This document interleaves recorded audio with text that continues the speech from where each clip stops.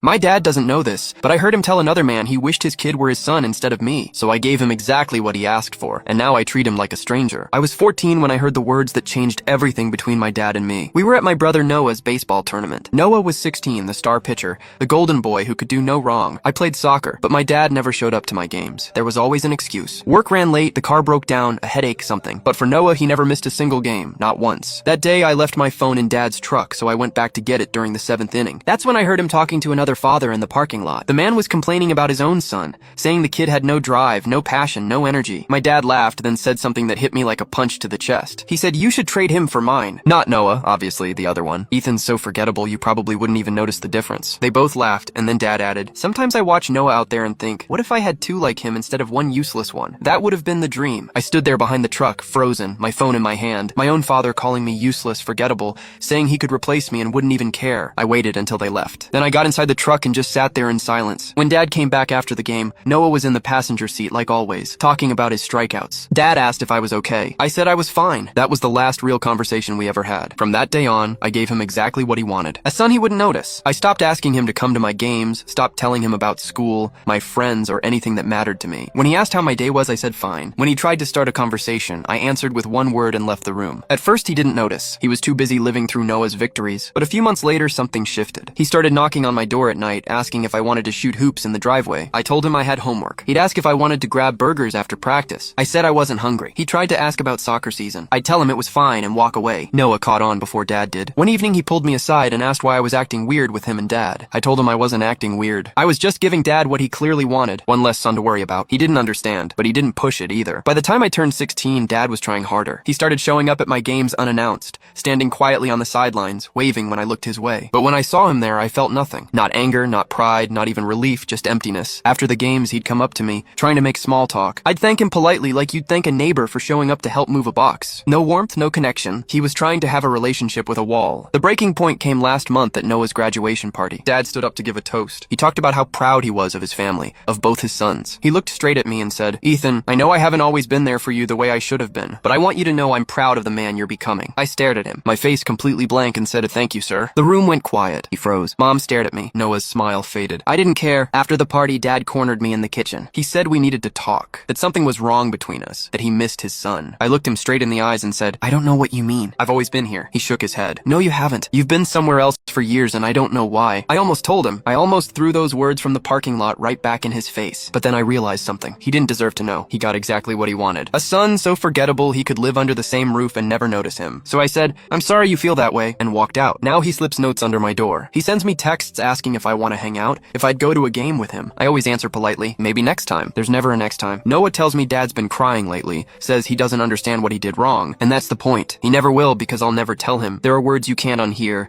and once they're said, they rot in your chest forever. He wished for another son. Now he has one, just not the one he expected. A stranger living in his house. Exactly what he wanted. 4 years have passed since that day in the parking lot. 4 years since I heard my dad say he wished he could trade me for another son. 4 years treating him like what he made me, someone who doesn't exist. Now, a week before I leave for college, the tension in our house feels unbearable. Mom was the first to notice. That morning, we were sitting at the breakfast table, Dad at the head, Mom to his right, Noah across from me. The same setup as always. The same heavy silence that had become our family's normal. "Ethan," Mom said, setting down her coffee cup, "your father and I were talking. We'd like to throw you a going-away party before you leave." I didn't look up from my plate. "That's not necessary." "Of course it is," Dad jumped in, his voice too cheerful, too forced. "It's not every day a son goes off to college. We want to make it special." I looked up for the first time that morning. "Thanks for the thought, sir, but I'd rather keep it low-key." His jaw tightened. I knew he hated when I called him sir. He hated it because it reminded him of exactly what we were now. Nothing. "Come on, Ethan," Noah started, but I cut him off. "I still need to finish packing." "Excuse me?" I stood up and went upstairs. As I left, I heard Mom's voice behind me. "What's going on with him? He's been like this for years." "It's not normal." I didn't hear Dad's answer. I didn't care. In my room, I looked at the half-filled boxes stacked against the wall. 18 years of my life reduced to 4 cardboard boxes, clothes, books, a few keepsakes, no family photos. I'd taken those down years ago. My phone buzzed. A text from Noah. "Need to talk now." 2 minutes later, he walked into my room without knocking, closed the door. I said he could, then sat on my bed. His expression was the same mix of confusion, frustration, and sadness I'd seen too many times before. "Dad's falling apart," he said bluntly. "Mom thinks he's depressed. He cries almost every night." I shrugged. "I'm sorry for him." "No, you're not. That's the problem." I turned to face him. "What do you want me to say, Noah? I want you to tell me what really happened. You've treated Dad like a stranger for 4 years, as if he did something unforgivable, and no one knows why." "I already told you years ago," I said quietly. "I'm just giving him what he wanted. One less son to worry about. That doesn't mean anything," he said, frustrated. frustrated. Dad loves you. He always talks about how proud he is of you, how smart you are. Now he does, I interrupted. Where was that pride when I was 14? Noah went silent. What happened when you were 14? I didn't answer. I turned back to my boxes and kept packing. I'm your brother, he said softly. If something happened, I need to know.